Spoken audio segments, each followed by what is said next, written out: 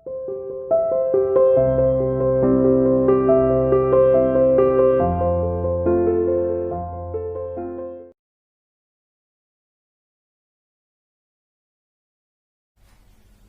dear student, welcome to CA International School online classes. Dear plus 1 commerce class, today we will discuss about chapter 4 indifference curve. Meaning क्या है indifference curve हम discuss कर चुके हैं और किस तरीके से हम इसको बनाएंगे और क्या इसका यूज है वो भी हम डिस्कस कर चुके हैं। ये कौन से कॉन्सेप्ट पर डिटरमाइंड है, ऑर्डिनल है या कार्डिनल, वो भी हम क्या कर सकते हैं, वो भी हम डिस्कस कर चुके हैं। यूटिलिटी है और इंडिफरेंस कर्व दोनों ही कंज्यूमर इक्विलिब्रियम पर आधारित है कि कंज्यूमर अपनी इनकम को खर्च करता है फिर कुछ सेटिस्फैक्शन प्राप्त करता है, तो यूटिलिटी के संदर्भ में भी था और ये इंडिफरेंस कर्व के भी संदर्भ में था। जहां यूटिलिटी में हम किस तरीके से मेजर कर रहे थे सेटिस्फैक्शन को यूनिट में 1 2 3 4, ऐसे ही यहाँ पर हम किस में मेजर करते हैं, हाई या लो के रूप में। तो आईसी के द्वारा यहाँ मेजर किया जाता है कंज्यूमर के सेटिस्फैक्शन को। तो हमने इंडिफरेंस कर्व पढ़ लिया। इंडिफरेंस कर्व क्या है, जो बताता है कि कंज्यूमर कितना इंडिफरेंस है, यानी दो वस्तु को लेकर कि जो कंज्यूमर है अपनी गिवन इनकम को वस्तु के प्राइस के अकॉर्डिंग खर्च करता है इस प्रकार से, लेकिन वस्तु दोनों सब्स्टिट्यूट होनी चाहिए एक दूसरे के, इस तरीके से खर्च करता है कि ज्यादा क्या प्राप्त कर सके सेटिस्फैक्शन, यानी उसे हर एक लेवल इस तरीके से कॉम्बिनेशन बनाता है, हर कॉम्बिनेशन से same level of satisfaction show करता है। और हमने इसका देखा था किस तरीके से टेबल हमने बनाई कि अगर एप्पल है ऑरेंज है, एप्पल को प्राप्त करने के लिए ऑरेंज की क्या करता है, वो ज्यादा से ज्यादा इकाइयों का कम से कम इकाइयों का क्या करता है, त्याग। कम से कम इकाई का त्याग करने का मतलब कि वो एक बार लास्ट में आने पर वो एंड कर देगा, मीन्स 0 यूनिट उसकी नहीं करेगा। ठीक है, कम से कम त्याग मतलब पहले 3 यूनिट का त्याग कर, फिर 2 का, फिर 1, उसके बाद क्या करेगा, नहीं करेगा। तो इट मीन उसके पास जैसे एप्पल है, एप्पल को प्राप्त करने के लिए ऑरेंज को अगर वो त्याग कर रहा है, तो जैसे कि यहाँ फिर मैं बता देती हूँ, एप्पल है ऑरेंज है, एप्पल मान लीजिए 1 यूनिट लेता है, ऑरेंज 10 लेता है। एप्पल की एक और यूनिट प्राप्त करने के लिए ऑरेंज की 3 इकाइयों का त्याग कर देता है। ऐसे इसकी एक और यूनिट प्राप्त करने के लिए ऑरेंज की 2 इकाइयों का त्याग कर देता है। ऐसे ही एक और एप्पल प्राप्त करने के लिए कितनी इकाई का त्याग कर देता है, 1। तो देखिए यहाँ पर त्याग कर रहा है कैसे, लेस एंड लेस त्याग कर रहा है, जिसके कारण जो लेस त्याग होने के कारण अब इसके बाद त्याग नहीं करेगा और अंत में उसके पास यूनिट ऑलमोस्ट सिमिलर हो जाएगी, एप्पल और ऑरेंज। और हर एक ये कौन सा कर्व बनाएगा, आईसी कर्व बनाएगा, कौन सा जो कॉन्वेक्स होता है हम सब डिस्कस कर चुके हैं। यहाँ पर एप्पल को प्राप्त करने के लिए ऑरेंज की इकाइयों का त्याग कर रहा है लेस एंड लेस, और हर एक पॉइंट किसको शो कर रहा है, सेम लेवल ऑफ सेटिस्फैक्शन, यहाँ हर एक लेवल पर सेटिस्फैक्शन को शो कर रहा है। इसके आगे अगर त्याग करेगा तो बेटा सीधी सी बात है, एप्पल प्राप्त करने के लिए ऑरेंज का अगर और ज्यादा त्याग करने की वो कोशिश करेगा तो इससे क्या होगा, सेम लेवल सेटिस्फैक्शन नहीं आएगा। उसके लिए तीव्रता उत्पन्न हो जाएगी कि ऑरेंज उसके पास बहुत कम है, तो उसके लिए इच्छा उत्पन्न ज्यादा हो जाएगी और एप्पल के लिए कम होती जाएगी, एप्पल उसके पास ज्यादा बढ़ते जाएंगे, वो स्थिति उत्पन्न हो जाएगी। ऐसे ही इसने यहाँ पर त्याग करेगा तो सिर्फ यहाँ इस लेवल तक त्याग करेगा। इससे क्या होगा कि एप्पल ऑरेंज दोनों के लिए उसके सेम लेवल ऑफ सेटिस्फैक्शन को शो, उसका सेटिस्फैक्शन सेम लेवल ही शो करेगा। इसका कर्व भी मैंने बता दिया था। अब बेटा इसी का हम प्रॉपर्टी पढ़ेंगे, आईसी की प्रॉपर्टीज क्या है। देखिए आईसी की प्रॉपर्टी क्या है। First of all IC slope downward. IC क्या है, स्लोप डाउनवर्ड होता है। स्लोप डाउनवर्ड मतलब इस तरीके से बन रहा है आईसी, ठीक है, स्लोप डाउनवर्ड होता है। स्लोप डाउनवर्ड क्यों है, क्योंकि एप्पल को प्राप्त करने के लिए ऑरेंज की कैसी इकाइयों का त्याग किया जाता है, लेस एंड लेस इकाइयों का क्या किया जाता है, त्याग किया जाता है। ठीक है, लेस एंड लेस, इसलिए यहाँ पर आईसी क्या होता है, स्लोप डाउनवर्ड, यानी एक को प्राप्त करने के लिए दूसरे का त्याग कर रहे हैं। यानी देखिए एक तो इंक्रीज हो रहा है, दूसरा क्या हो रहा है, डिक्रीज हो रहा है। तो रिवर्स रिलेशन हो गया, तो इसलिए स्लोप क्या हो गया, डाउनवर्ड हो गया। अपवर्ड कब जाता है, जब दोनों ही सेम चलते हैं। बेटा ये भी इंक्रीज हो रहा है, ये भी इंक्रीज हो रहा है, तब वहां अपवर्ड क्यों चला जाता है, डाउनवर्ड क्यों जाएगा, क्योंकि डाउनवर्ड मतलब ही नेगेटिव रिलेशन है। कैसा रिलेशन है, एक तरीके से नेगेटिव रिलेशन है, यानी इसको प्राप्त करने के लिए ऑरेंज की इकाइयों का त्याग करना ही पड़ेगा आपको। नेगेटिव रिलेशन के कारण इसका स्लोप क्या होता है, डाउनवर्ड, और इस तरीके से ही कर्व बनाता है। जैसे हम इसको अगर यहाँ पर इंडिकेट करें, कोई भी एक भी यूनिट मान ली एप्पल है, बढ़ती हुई यूनिट को यहाँ पर OX पर शो करेंगे और जो डिक्रीज हो रही है उसको OY पर शो करेंगे। आ गया ऑरेंज, एप्पल की 1 इकाई को त्याग करने के लिए ऑरेंज की कितनी, एप्पल 1 प्राप्त करने, शुरू में 1 एप्पल प्राप्त कर रहे हैं, ऑरेंज कितने हैं 10 है। ठीक है, मान लीजिए पॉइंट यहां आ गया।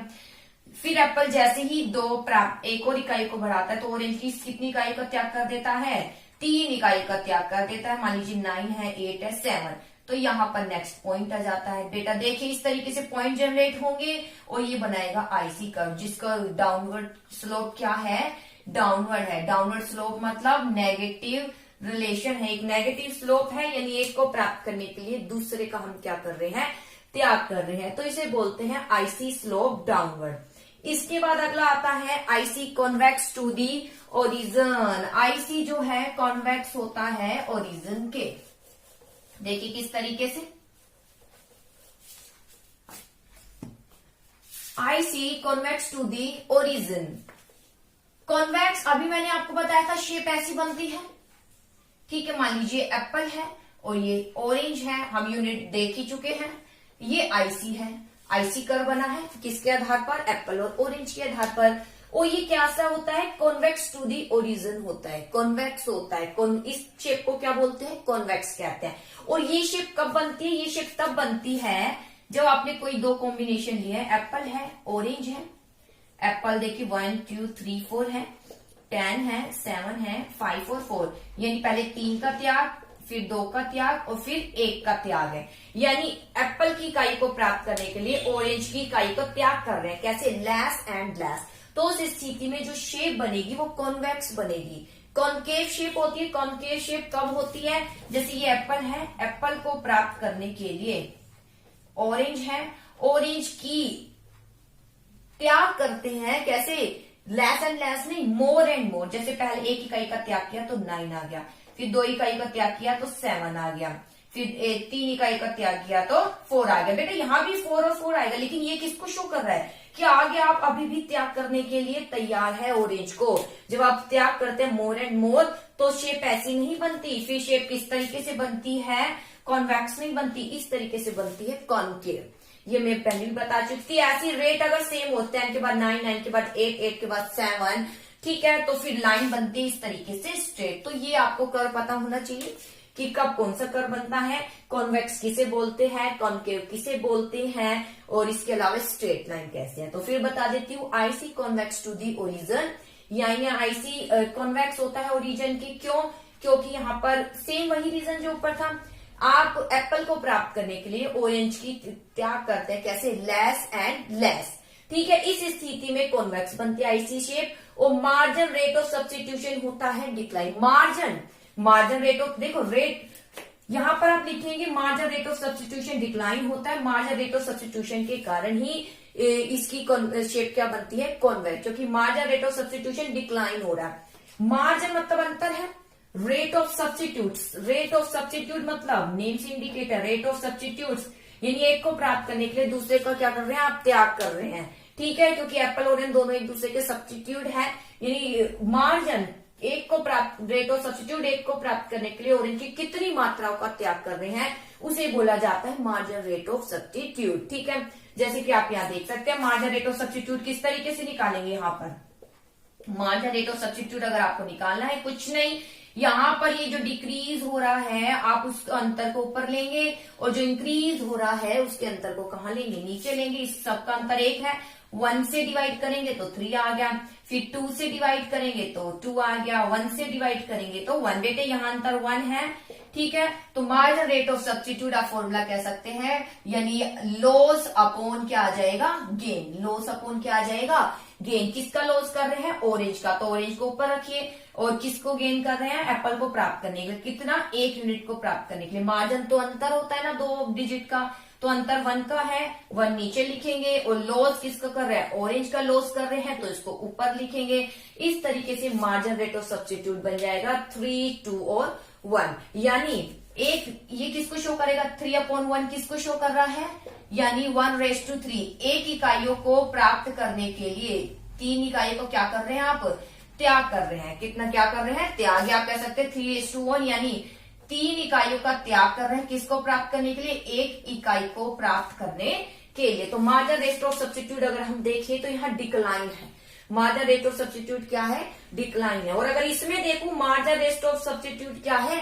इंक्रीज। आप देखिए जब ये तो कॉन्वेक्स शेप बन रही है, जब ये कॉन्केव बनेगी तो मार्जिनल रेट ऑफ सब्स्टिट्यूट कैसे आएगा? यहाँ पहले 1/1, 2/1, 3/1, यानी 1, 2 और 3 वही आएगा जैसे मैंने बताया डिवाइड करने पर।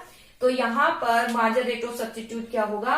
डिक्लाइन नहीं, यहाँ पर इंक्रीज होगा। इट मीन शेप कॉन्वेक्स नहीं बनेगी, क्या होगा? कॉन्केव। तो यहाँ पर कॉन्वेक्स क्यों बनती है? एक रीजन ये भी क्योंकि मार्जिनल रेट ऑफ सब्स्टिट्यूट क्या हो रहा है? डिक्लाइन हो रहा है। डिक्लाइन मतलब एप्पल को प्राप्त करने के लिए ऑरेंज की आप क्या कर रहे हैं? लेस एंड लेस इकाइयों का त्याग कर रहे हैं, जो कि एजम्पशन है किसकी? आईसी की। ठीक है, इसके बाद आता है why MRS decline. MRS decline क्यों होता है? एमआरएस डिक्लाइन इसलिए होता है, एक ही रीजन है, ज्यादा कंफ्यूज क्यों हो रहे हो?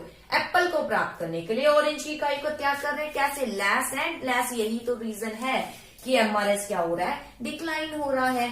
ठीक है, इसके बाद देखिए, और आप लेस एंड लेस इकाई का क्यों त्याग कर रहे हैं? क्योंकि एप्पल की जितनी यूनिट हमारे पास बढ़ती जाएगी और ऑरेंज की जितनी यूनिट कम होती जाएगी, तो ऑरेंज के लिए हमारी इंटेंसिटी यानी इच्छा बढ़ती जाएगी, और एप्पल जितने ज्यादा होते जाएंगे तो हमारी लिए इच्छा क्या होती जाएगी? कम होती जाएगी। इसलिए हम marginal rate of substitution decline ही रखते हैं, ताकि ऐसी बहुत ज्यादा स्थिति हमारे लिए उत्पन्न नहीं हो। अगर ऐसे में चलेंगे तो ऑरेंज की बहुत ज्यादा कमी होती जाएगी। 3 के बाद तो 4 यूनिट का करोगे, 4 और 4 0 आ जाएगा, ऑरेंज बिल्कुल समाप्त कर दोगे आप एप्पल को प्राप्त करने के लिए। फिर ऑरेंज के लिए आपकी क्या उत्पन्न हो जाएगी? बहुत ज्यादा इच्छा, और एप्पल के लिए डिससेटिस्फेक्शन उत्पन्न हो जाएगा, क्योंकि वो बहुत ज्यादा आ जाएंगे आपके पास, ऑरेंज की कमी हो जाएगी। तो ये सिचुएशन उत्पन्न हो जाती है। इसलिए यहाँ एमआरएस क्या रखा जाता है? मेनली डिक्लाइन रखा जाता है, यानी एप्पल को प्राप्त करने के लिए ऑरेंज की इकाई का त्याग करते हैं, लेस एंड लेस। अब आता है third, higher IC show high level of satisfaction. High IC किसको शो करता है? High level of satisfaction. यानी देखिए हाई आईसी मतलब आईसी जितना वो होगा उतना ही हाई लेवल ऑफ सेटिस्फेक्शन को शो करेगा। तो इसको हम जनरली बस सीधा बिना टेबल के ही शो करेंगे। ओ एक्स है और वाई है। मान लीजिए आईसी है, पहला आईसी है, फिर उसके बाद एक और आईसी बना लिया हमने, एक और कॉम्बिनेशन बना दी, ये IC2 है। उसके बाद एक और कॉम्बिनेशन बना दी, ये IC3 है। ठीक है, तो बेटा ये IC1 है, IC2 है और IC3, इस तरीके से आपको शो करना है। हायर आईसी शो, आईसी जितना ऊपर जाएगा वो किसको शो करेगा? हाई लेवल ऑफ सेटिस्फेक्शन को। यानी देखिए इस पर अगर कोई पॉइंट है, मान लीजिए ए और बी है, इस पर मैं लिख दूं सी और डी, ये बेटा तीनों की अलग अलग टेबल बनेगी, फिर तीनों के अलग अलग यहाँ पर शो होगी कि आप क्या कॉम्बिनेशन बना रहे हैं। मान लीजिए जैसे एप्पल और ऑरेंज मैंने बताया था, एप्पल एक प्राप्त करने के लिए ऑरेंज की 10 इकाइयों का त्याग कर रहे हैं। दूसरा एक और सेट बना दिया वही कि एप्पल एक प्राप्त करने के लिए ऑरेंज की सबसे पहले एप्पल एक प्राप्त करने के लिए ऑरेंज सबसे पहले 8 ही ले रहे हैं। तो वो सब आप अपना एक अलग अलग 3 टेबल बना दी तो 3 आईसी बनेगा। ठीक है, तो यहाँ पर 2 कॉम्बिनेशन डी और डी और के बाद ई और ये क्या आ गया? एफ आ गया। तो ये आईसी बन गया। जैसे देखिए बेटा यहाँ एप्पल और ऑरेंज में ले लू, पहले तो 1 2 3 4, जैसे पहला कॉम्बिनेशन मेरा वही था, 10 है, 7 है, 5 है और 4 है। ये तो आईसी हो गया, IC1। मान लीजिए IC2 का एक और फिर आपको कॉम्बिनेशन बनाना पड़ेगा। क्या कॉम्बिनेशन बनाना चाहेंगे? मान लीजिए मैं यही कॉम्बिनेशन बना देती हूँ, 1 है, 1 के बाद में यहाँ 8 लिख लेती हूँ। ठीक है, इसके बाद मान लीजिए यहाँ पर मैं 10 नहीं, मान लीजिए 12 ही लिख देती हूँ, फिर यहाँ पर 2 लिख देती हूँ, इसके बाद 3 का अंतर कर देती हूँ, कितना आ गया? 9 आ गया। इस तरीके से 2 का अंतर ये, तो आप इसको थोड़ा और भी आगे बढ़ा सकते हैं, तो डिजिट कहीं ना कहीं वो इक्वल हो जाएगी। ऐसी IC2 आ जाएगा और ऐसी एक और सेट बन जाएगा वो IC3। हालांकि आपको इतना करने की जरूरत नहीं है। ये 3 अगर IC बने हैं, इट मीन 3 सेट आपने बनाए हैं। ठीक है, किसी भी सब्स्टिट्यूट के या सेम सब्स्टिट्यूट के कोई कॉम्बिनेशन बना रहे जी, ये सेट एक्सेप्ट करें ये या ये। तो IC1 IC2 IC3 पर ये जो पॉइंट है बेटा ए और बी जो IC1 पर है, सेम लेवल सेटिस्फेक्शन को शो कर रहे हैं केवल IC1 पर। सी और डी IC2 पर है और EF IC3। अगर हम देखें तो हाई IC शो करता है high level of satisfaction.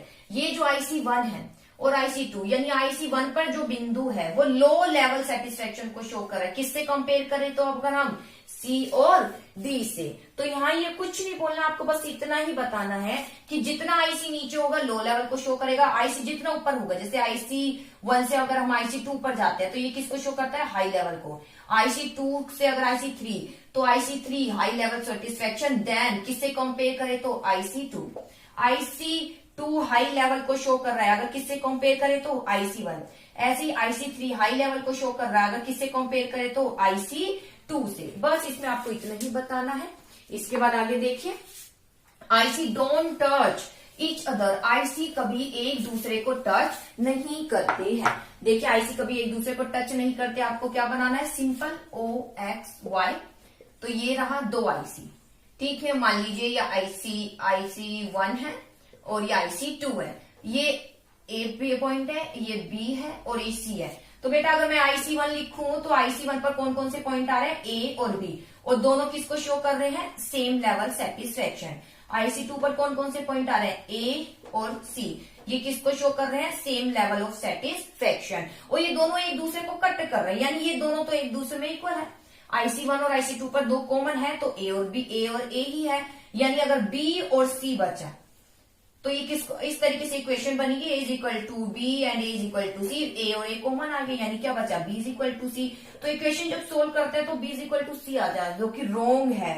B और C इक्वल सेटिस्फेक्शन को शो नहीं कर रहा, B IC1 पर है और नीचे है, ये लो लेवल को शो कर रहा है, ये C IC2 पर है और ऊपर है, ये हाई लेवल को शो कर रहा है, इसलिए ये कभी एक दूसरे को टच नहीं करते, एक दूसरे को टच नहीं करते हैं।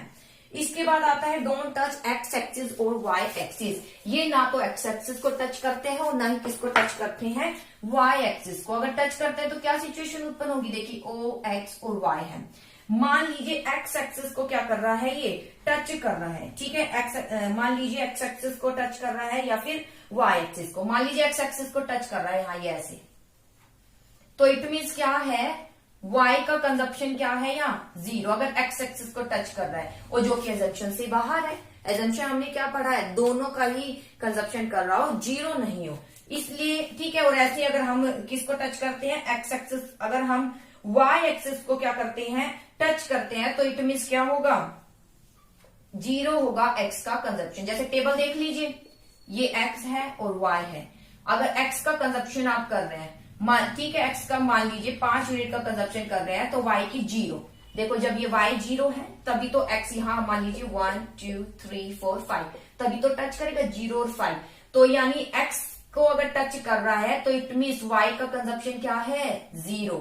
ऐसे ही अगर इसको रिवर्स में कर दूं तो x 0 है, y 5, तो देखिए यहाँ 1 2 3 4 5, तो यहाँ 0 0x और y 5, तो पॉइंट यहाँ आएगा। तो इट मीन्स अगर y को टच कर रहा है तो x का कंजप्शन क्या होगा, 0, जो कि एजम्पशन से परे है। एजम्पशन ये कहती है कि दोनों वस्तुओं का ही क्या करना चाहिए, कंजप्शन होना चाहिए, यही IC की एजम्पशन है। तो आई होप बेटा ये सभी पॉइंट आपको क्लियर हुए होंगे, बाकी आप पूछ ही सकते हो अगर आपको क्लियर नहीं हुए तो। Okay, thank you.